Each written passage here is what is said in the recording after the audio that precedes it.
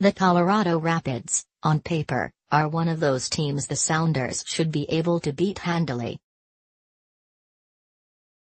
But the last week or two, the laughingstock Rapids managed to string some decent matches together and have actually moved ahead of the Sounders in the Western Conference standings. The good news for the Sounders is that they've actually found an opponent to play that is reputed to be far worse than they are. The bad news is the Sounders have to put that theory to the test by actually playing the Colorado Rapids on Wednesday in the first of 3 straight road contests. For all the jokes about how awful the Rapids are and have been the past 2 seasons, they are riding a 2-game win streak and 3-match unbeaten stretch that's actually propelled them ahead of the Sounders in the Western Conference. Every game now becomes a real vital, must-win type of situation, Sounders coach Brian Schmeitzer told reporters Tuesday before boarding a flight to Colorado for the match. "We have to perform well to collect points. That seemed an automatic outcome just 2 weeks ago, with the Rapids languishing at a Major League Soccer worst 2-9-2 record with only 8 points in 13 games and a -10 goal differential. Now, they are 4-9-3, which is 1 victory and 3 points better than the Sounders, albeit having played 1 more game, and their -8 goal differential is exactly the same as the Rave Green boasts." Meanwhile, the Sounders, at 3-9-3, are tied for last place with San Jose in the conference, though Schmeitzer's group enjoys 2 games in hand.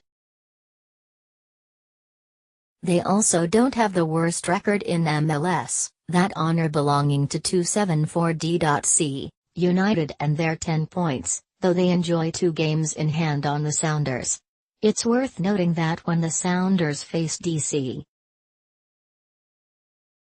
United at home 4 weeks ago, they were losing in the second half before rallying for a 2-1 victory with a go-ahead goal in the 83rd minute. In other words, the Sounders can't take anything for granted, especially with goalkeeper Stefan Frei fresh off concussion protocol, right back Kelvin Leerdam still not right after a hamstring injury, and midfielder Gustav Svensson still playing for Sweden in the FIFA World Cup quarter-finals, having started and played the entire game Tuesday in an upset win over Switzerland. Altitude is always a concern for teams visiting the Rapids, though the Sounders are 6-3-1 all-time at Dick's Sporting Goods Park and have had recent success there.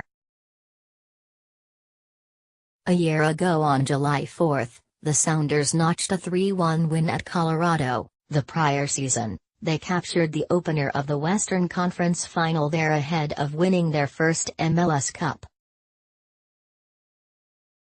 "Tactics can help prevent any sort of feeling that you might get," Schmeitzer said, shrugging off the altitude question. "If you control it, the ball never gets tired.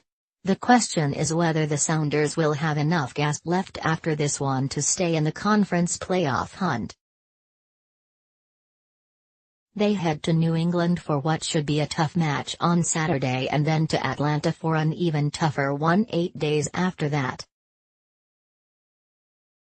At 11 points out of a playoff spot, they can't squander any more chances against beatable opponents. The Sounders also need to tighten up defensively after looking porous in a 3-2 loss at home to Portland last Saturday.